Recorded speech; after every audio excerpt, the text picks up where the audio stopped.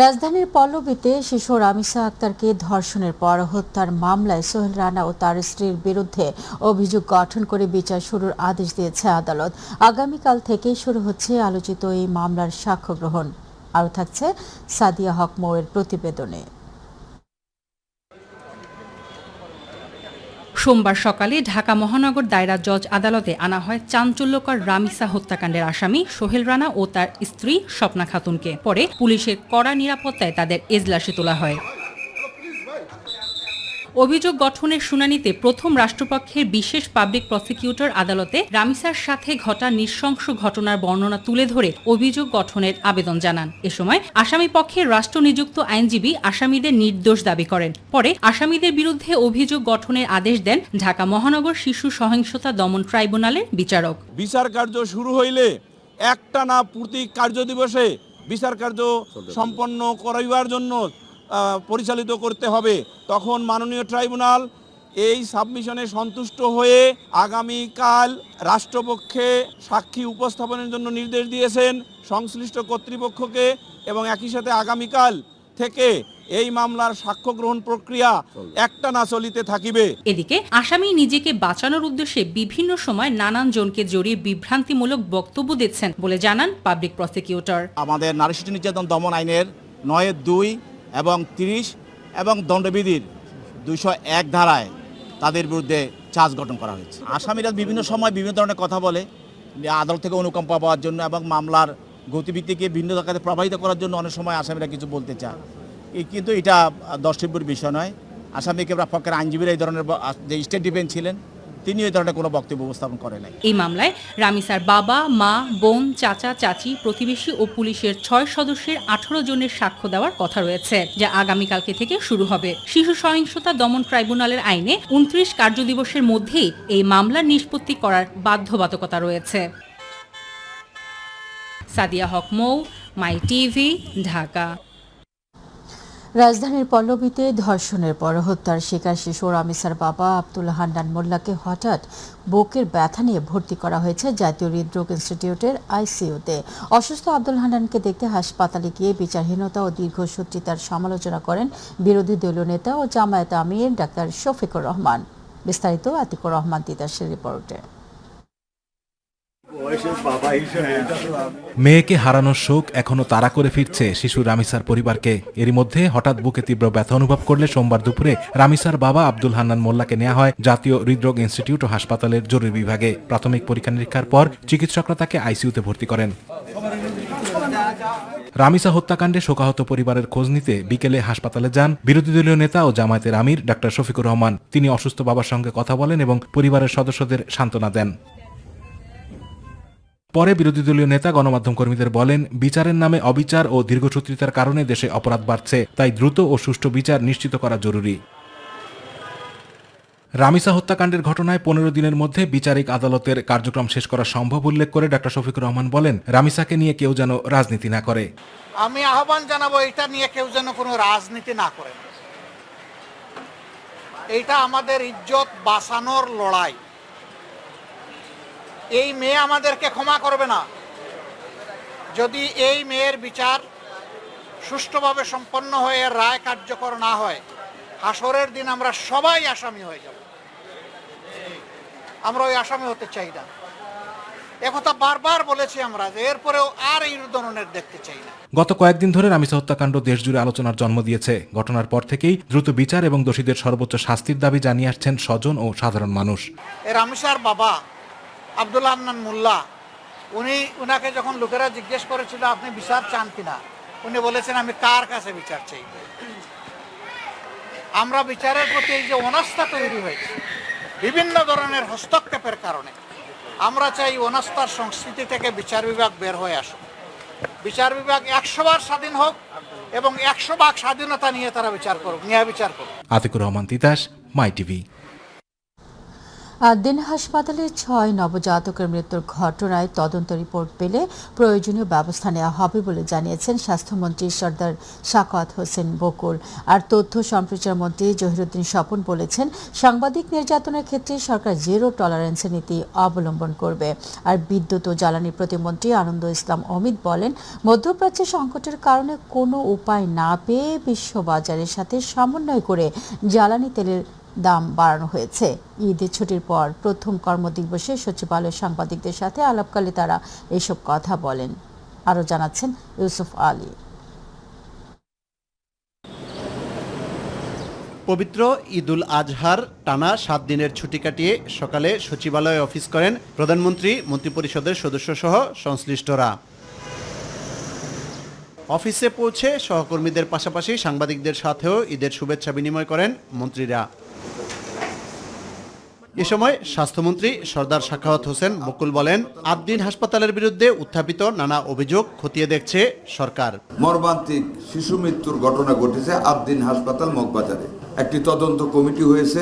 প্রতিবেদনটি আরও গতিশীল হওয়ার জন্য 3 দিনের ভিতরে সেই তদন্ত রিপোর্ট 3 তারিখের মধ্যে দাখিল হবে। 3 তারিখের মধ্যে আমরা প্রতিবেদন পাবো, তখন আপনাদেরকে বিস্তারিত জানাবো। আমি সশরীরে কালকে বেকারি দেখেছি, আজকে আমরা পরিবেশের লোকও ডেকেছি, তারা লাইসেন্স দিয়েছে, তারা স্বীকার করেছে, কিভাবে দিয়েছে, কেন দিয়েছে, এগুলো আমরা খতিয়ে দেখতেছি। তথ্যমন্ত্রী জহিরুদ্দিন স্বপন বলেন, অবাধ তথ্য প্রবাহ নিশ্চিত করতে সরকার বদ্ধপরিকর। মূলধারার সকল গণমাধ্যমের পেশাগত দায়িত্ব পালনের ব্যাপারে সরকার সর্বোচ্চ সহযোগিতা অবলম্বন করবে। এক্ষেত্রে মূলধারার গণমাধ্যমের পেশা চর্চার ক্ষেত্রে কোনো ধরনের কোনো অনৈতিক বাধাকে আমরা মোকাবেলা করার ক্ষেত্রে জিরো টলারেন্সের নীতি অবলম্বন করব। জ্বালানি তেলের দাম বাড়ানো নিয়ে বিদ্যুৎ ও জ্বালানি প্রতিমন্ত্রী আনন্দ ইসলাম অমিত বলেন, আমদানির উপর নির্ভরশীল হয় জ্বালানি তেলের দাম কিছুটা বাড়ানো হয়েছে। জ্বালানির মূল্য শতভাগ বৃদ্ধি পেয়েছিল, তখনও সরকার জ্বালানি তেলের মূল্য বৃদ্ধি করেনি। সো এটা তো আপনি নিজে বুঝবেন, সরকার এটা তো একটা বাজেট ব্যবস্থাপনা আছে। তো সরকার এটা যখন সুযোগ পাবে, এটা তো কিছুটা হলে সমন্বয় করতে হবে। তা নাহলে আপনি যে সোশ্যাল সেফটি নেটে আপনি যে কীভাবে কাভার করবেন, একান্ত যখন উপায়হীন হবে সরকার, তখনই এই ধরনের অপ্রিয় কিছু সিদ্ধান্ত হয়তো বা সরকারকে নিতে বাধ্য হতে হবে। তো মিডল ইস্টের ক্রাইসিসের কারণে এই ধরনের বাস্তবতা এসেছে। ইউসুফ আলী, মাই টিভি, ঢাকা। প্রধানমন্ত্রীর সরাসরি ও সুস্পষ্ট নির্দেশনার ফলে এবারের ঈদে রাষ্ট্র পরিচালনায় নতুন স্তরের দায়বদ্ধতা, প্রশাসনিক সমন্বয় এবং নীতিগত পরিবর্তন পরিলক্ষিত হয়েছে বলে জানিয়েছেন প্রধানমন্ত্রী উপদেষ্টা ও প্রধানমন্ত্রীর কার্যালয়ের মুখপাত্র ডক্টর মাহদি আমিন। সরকারের দায়িত্ব গ্রহণের পর অনুষ্ঠিত প্রথম পবিত্র ঈদুল আজহা উদযাপন উপলক্ষে সংবাদ সম্মেলনে কথা বলার সময় এই কথা বলেন তিনি। ডক্টর মাহদি আমিন বলেন, ফ্যাসিবাদী 16 বছরের প্রাতিষ্ঠানিক অবক্ষয় ও ধ্বংসস্তূপ থেকে মাত্র 3 মাসে সম্পূর্ণরূপে দূর করা সম্ভব নয়। মাহবুব সৈকতের রিপোর্টে বিস্তারিত। পক্ষ থেকে রাজধানীর তেজগাঁও প্রধানমন্ত্রী কার্যালয়ে ঈদুল আজহা পরবর্তী সংবাদ সম্মেলন। রাষ্ট্রীয় সেবাকে আরও জনসম্পৃক্ত করার প্রচেষ্টার প্রতিফলন ঘটিয়েছে। প্রধানমন্ত্রীর জনমুখী উদ্যোগে এবারের ঈদুল আজহা পূর্বের তুলনায় স্বস্তিদায়ক হয়েছে বলে লিখিত বক্তব্যে দাবি করেন উপদেষ্টা ডক্টর মাহদি আমিন। এবারের ঈদুল আজহাকে কেন্দ্র করে সরকারের কার্যক্রমে 10টি গণমুখী বিষয়ে বিশেষ গুরুত্ব প্রদান করা হয়েছিল। নির্বিঘ্নে ঈদ যাত্রা নিশ্চিতকরণ, শ্রমিকদের বেতন ভাতা পরিশোধ, দেশীয় পশুর বাজার সুরক্ষা, দ্রুত বর্জ্য অপসারণ, গণপরিবহনের শৃঙ্খলা, চাঁদাবাজি ও সিন্ডিকেট দমন, নিরবিচ্ছিন্ন বিদ্যুৎ সরবরাহ, জননিরাপত্তা নিশ্চিতকরণ, চামড়া খাতে সুস্থ ব্যবস্থাপনা এবং নিত্য প্রয়োজনীয় পণ্যের বাজার স্থিতিশীল রাখা, এই 10টি অগ্রাধিকার ছিল মাননীয় প্রধানমন্ত্রীর প্রধান বা অন্যতম নির্দেশনা। সরকার প্রধানের সরাসরি তত্ত্বাবধানে প্রশাসনিক সমন্বয় ও জবাবদিহিতাও বেড়েছে বলে জানান তিনি। দেশের মানুষ অন্তত একটি বিষয় স্পষ্টভাবে প্রত্যক্ষ করেছে, আর তা হলো রাষ্ট্রের আন্তরিক সদিচ্ছা ও জনকল্যাণমুখী প্রশাসনিক তৎপরতা। এই ঈদে রাষ্ট্র পরিচালনায় দায়বদ্ধতা, প্রশাসনিক সমন্বয় এবং নীতিগত পরিবর্তন দেখা গিয়েছে। বিগত 16 বছরের দুঃশাসন ও জবাবদিহিহীনতার ফলে যে অচল অবস্থা তৈরি হয়েছিল তা মুহূর্তে বদলে ফেলা সম্ভব না হলেও জনস্বার্থ রক্ষায় সরকার চেষ্টা করছে বলেও জানান প্রধানমন্ত্রীর কার্যালয়ের মুখপাত্র। হয়তো শতভাগ সফলতা সেখানে স্বাভাবিকভাবেই এই স্বল্প সময়ে আসা সম্ভব না, বাট অবস্থান আগের চাইতে যথেষ্ট পরিবর্তন হয়েছে। আমরা চেষ্টা করছি যতটা সম্ভব শিশুদের সুরক্ষা দেওয়ার জন্য। সংবাদ সম্মেলনের শুরুতে গণমাধ্যমে সংবেদনশীল কোনো সংবাদ প্রকাশ এবং সামাজিক যোগাযোগ মাধ্যমে তা ছড়িয়ে দেওয়ার ক্ষেত্রে আরও বেশি দায়িত্বশীলতার আহ্বান জানান প্রধানমন্ত্রীর অতিরিক্ত প্রেস সচিব আতিকুর রহমান রুম্মন। আমরা অবশ্যই যার বিপক্ষে হোক, যাকে কেন্দ্র করে হোক, তার সাথে কথা বলে সময় নিয়ে প্রচার করা আমার মনে হয় দরকার। মাহবুব সৈকত, মাই টিভি, ঢাকা। মূল উদ্দেশ্য সরকারকে বেকায়দায় ফেলে দেশের স্বাধীনতা ও সার্বভৌমত্ব বিপন্ন হবে, গণতন্ত্রের কবর রচিত হবে বলে মন্তব্য করেছেন বিএনপির সিনিয়র যুগ্ম মহাসচিব ও প্রধানমন্ত্রীর রাজনৈতিক উপদেষ্টা রুহুল কবির রিজভী। বিভেদ তৈরি হলে ফ্যাসিস্টের শক্তির সুযোগ পাবে, তাতে সবাই ক্ষতিগ্রস্ত হবে বলে মন্তব্য করেন তিনি। দুপুরে নয়াপল্টনে শহীদ প্রেসিডেন্ট জিয়াউর রহমানের ৪৫তম শাহাদাত বার্ষিক উপলক্ষে এক দোয়া অনুষ্ঠানে রিজভী আরও বলেন, আগ্রাসী শক্তির কাছে জিয়াউর রহমানের মতো প্রধানমন্ত্রী তারেক রহমানও মাথা নত করবেন না।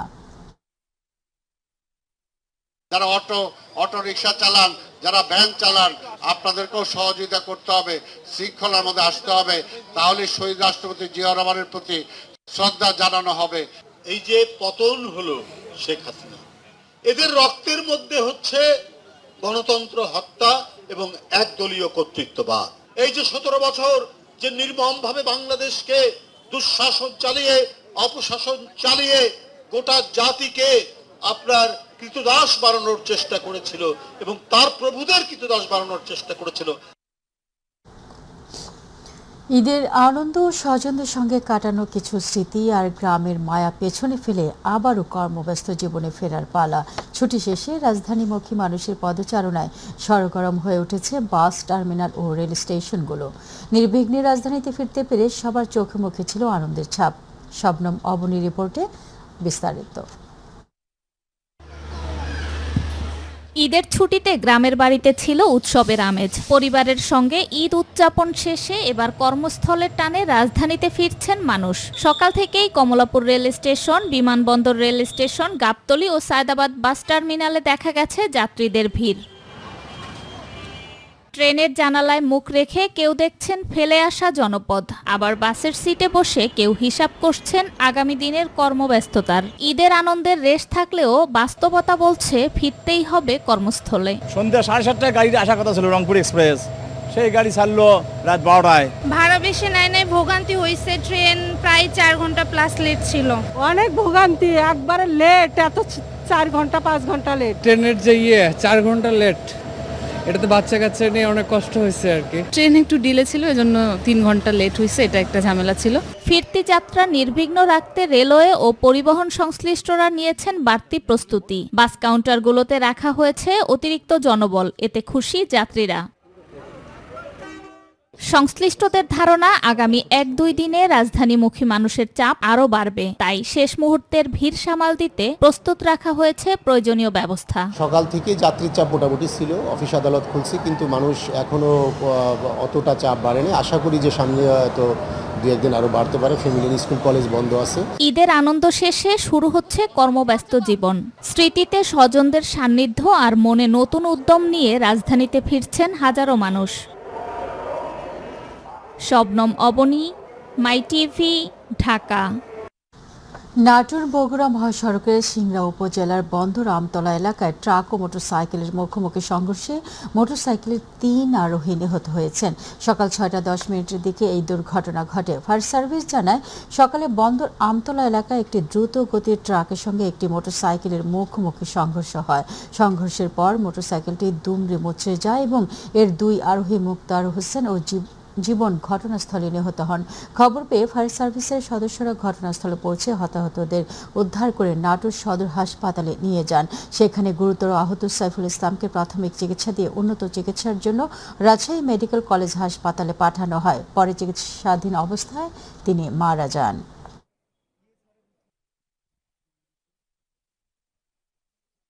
পার্বত্য চট্টগ্রাম বিষয়ক মন্ত্রী দীপেন দেওয়ান পদত্যাগ করেছেন। সোমবার তিনি তার পদত্যাগপত্র জমা দেন। এদিকে নিজে স্বাক্ষরিত পদত্যাগপত্র প্রধানমন্ত্রী তারেক রহমান বরাবর পৌঁছে দেন তিনি। পদত্যাগপত্রে দীপেন দেওয়ান উল্লেখ করেন, দায়িত্ব গ্রহণের পর হতেই তিনি শারীরিক নানা জটিলতায় ভুগছেন। বর্তমান সরকারের উন্নয়ন ও প্রশাসনিক কাজের গতিশীলতা বৃদ্ধির স্বার্থে তার বর্তমান পদ থেকে অব্যাহতি গ্রহণ করা আবশ্যক বলে মনে করেন তিনি। দীর্ঘ ১৯ বছর সরকারি চাকরি করার পর ২০০৫ সালে বিএনপির রাজনীতিতে সক্রিয় হন দীপেন দেওয়ান। ত্রয়োদশ জাতীয় সংসদ নির্বাচনে পার্বত্য রাঙ্গামাটি আসনে জয়লাভের পর মন্ত্রিসভায় পার্বত্য চট্টগ্রাম বিষয়ক মন্ত্রণালয়ের মন্ত্রী হিসেবে দায়িত্ব পান তিনি।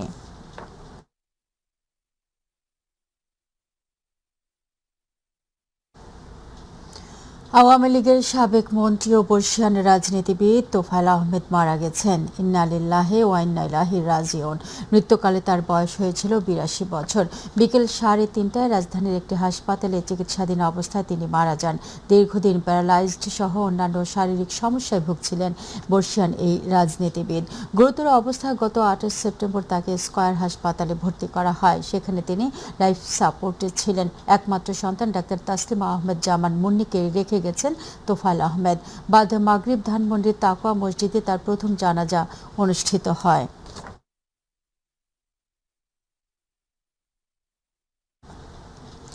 সিলেটের জাফলংয়ে পানিতে ডুবে এক পর্যটকের মৃত্যু হয়েছে। সোমবার বিকেলে জাফলংয়ের 0 পয়েন্টে এলাকায় এই দুর্ঘটনা ঘটে। নিহত ইমতিয়াজ হোসেন রাহি ১৬ বছরের চট্টগ্রামের হাটহাজারী উপজেলার ফতেহাবাদ গ্রামের জসিমউদ্দিনের ছেলে। পুলিশ ও স্থানীয় সূত্র জানায়, সোমবার সকালে ১২ সদস্যের একটি পর্যটক দলের সঙ্গে জাফলংয়ে বেড়াতে আসে রাহি। বিকেলে বন্ধুদের সঙ্গে 0 পয়েন্ট এলাকায় গোসল করতে নামলে এক পর্যায়ে স্রোতের টানে পানিতে তলিয়ে গিয়ে নিখোঁজ হয় সে। পরে স্থানীয় ডুবুরি দল ও পুলিশ উদ্ধার অভিযান শুরু করে। প্রায় ২ ঘন্টা চেষ্টার পর সন্ধ্যা ৬টার দিকে তাকে মৃত অবস্থায় উদ্ধার করা হয়। ঘটনার সত্যতা নিশ্চিত করে গোয়াইনঘাট উপজেলা নির্বাহী কর্মকর্তা রতন কুমার অধিকারী জানান, 0 পয়েন্ট এলাকা থেকে মরদেহ উদ্ধার করা হয়েছে। এই ঘটনায় প্রয়োজনীয় আইনগত প্রক্রিয়া সম্পন্ন করা হচ্ছে।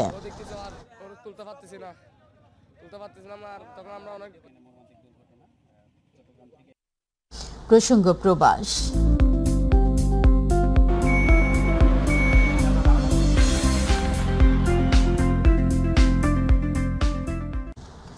কুয়েতে প্রবাসী শ্রমিকদের সুরক্ষায় শ্রমিক ট্রান্সফার বা চাকরি পরিবর্তনের নিয়মে বড় পরিবর্তন আনা হয়েছে। প্রতিনিধি আল আমিন রানা জানান, দেশটির মানব সম্পদ কর্তৃপক্ষের নতুন সিদ্ধান্ত অনুযায়ী কোনো শ্রমিক নিয়োগকর্তার অবহেলা, রেসিডেন্সি জটিলতা, কাজের অনুমতি আটকে রাখা বা মিথ্যা শ্রম অভিযোগের শিকার হলে ১ বছর পূর্ণ হওয়ার আগে অন্য নিয়োগকর্তার কাছে ট্রান্সফার হতে পারবেন। কর্তৃপক্ষ জানায়, অনেক ক্ষেত্রে কিছু নিয়োগকর্তা শ্রমিকদের আকামা নবায়ন করেন না, প্রয়োজনীয় কাগজপত্র আটকে রাখেন বা পালিয়ে যাওয়ার মিথ্যা অভিযোগ দিয়ে চাপ সৃষ্টি করেন। এতে শ্রমিকরা অনিশ্চয়তার মধ্যে পড়েন। এখন থেকে এসব অভিযোগ প্রমাণিত হলে public authority for man power তদন্ত করবে এবং প্রয়োজন হলে নতুন প্রতিষ্ঠানে কাজের অনুমতি দেবে। একই সঙ্গে কুয়েত সরকার ডিজিটাল সিস্টেম ও অনলাইন সেবা সম্প্রসারণ করছে, যাতে ট্রান্সফার, ওয়ার্ক পারমিট ও শ্রমিক সংক্রান্ত প্রক্রিয়া দ্রুত স্বচ্ছভাবে সম্পন্ন করা যায়।